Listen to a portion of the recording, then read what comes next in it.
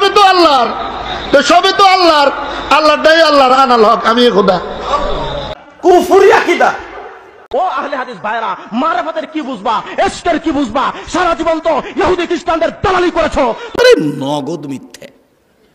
আমরা যারা দিনদার দিনী দল করি তারা কি বলি? অমক ইহুদিদের দালাল, অমক খ্রিস্টানদের দালাল, অমক মানে অমকের দালাল, অমক অমকের টাকা খেয়েছে, অমক এই নিয়েতে এই করেছে। এগুলো বলি না বলি না ভাই? বলি।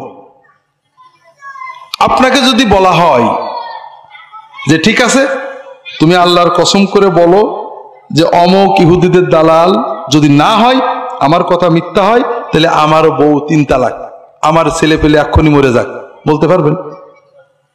তাহলে আপনিও নিশ্চিত না, ঠিক না? আপনি আন্দাজে বললেন না? আন্দাজে বললেন। কিয়ামতের দিন আল্লাহ আপনাকে একটা চান্স দেবে।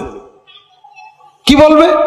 যে বান্দা, তুমি দুনিয়াতে আমার অমর বান্দার ব্যাপারে এই কথাটা বলেছিলে সে ইহুদিদের দালাল, খ্রিস্টানদের দালাল, সে গোপনে অমকের টাকা খায়, সে অমক কাজ করে, সে এই নিয়েতে এইটা করে।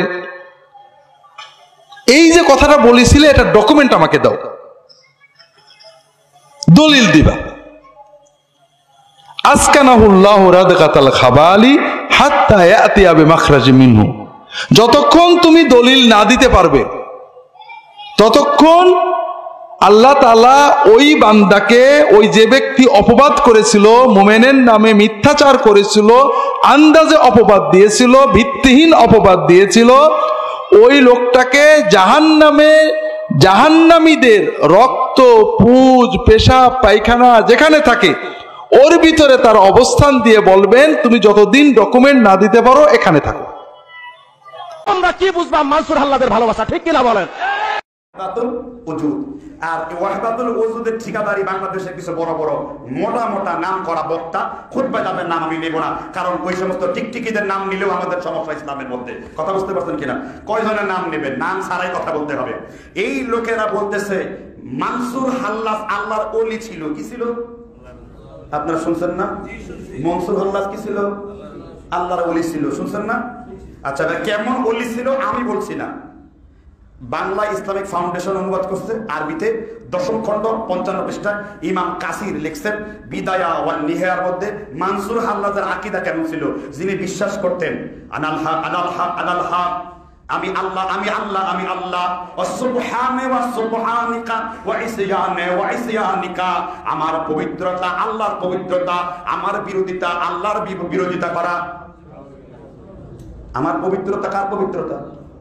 আমার বিরোধিতা কার বিরোধিতা করা? আল হাক্কু আল হাক্কু লিল হাক্কি লিসুদুর, হকের সাথে বাতিল যেমন একাকার হয়ে যায় না, আল্লাহর সাথে আমাকেও আলাদা করা যায় না। কে বলছেন? আনা ইলাহুন আদ, আমি জমিনের আল্লাহ, ও আনতা ইলাহুস সামা, তুমি আসমানের আল্লাহ। আর এই হলো আমাদের বড় বড় বক্তাদের ওলি, বড় বড় বক্তাদের পথ প্রদর্শক, বড় বড় বক্তাদের প্রোডাক্ট। ওই যে পীর মুরিদি এই মানসুর হাল্লাস তৈরি করছিল।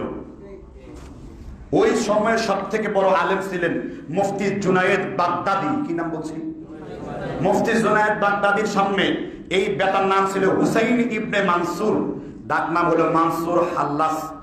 296 হিজরিতে ইরানের বাইদন নগরীতে তার জন্ম হয়েছিল। এই লোকটাকে প্রশ্ন করছিল জুনায়েদ বাগদাদির কাছে যে মানসুর হাল্লাস, তার ব্যাপারে আপনার ফতোয়া কি? জুনায়েদ বাগদাদি চক্ষু বন্ধ করে ফতোয়া দিয়েছেন, কানা দাজ্জালা সাহিরান ওয়া আদরিবু উনুকাতি ওয়া গায়রা মুস্তাদি, এই লোকটাকে দাজ্জাল, তাকে ধরে আর গর্দানটা উড়িয়ে দেওয়ার ব্যবস্থা করে দাও। যিনি কাজীউল কুজা শরিয়াত, অর্থাৎ তিনি কাজী ছিলেন, প্রধান বিচারপতি ছিলেন, মুফতি জুনায়েদ বাগদাদি বলেছিলেন মানসুর হাল্লাস একটা সরাসরি দাজ্জাল, পথভ্রষ্ট। আর তাকে আমাদের দেশের কি বানানো হয়েছে? আল্লাহর ওয়ালি। মানে এই যে যত ভণ্ডামির চূড়া রাস্তা আছে এই মানসুর হাল্লাস থেকে আসছে।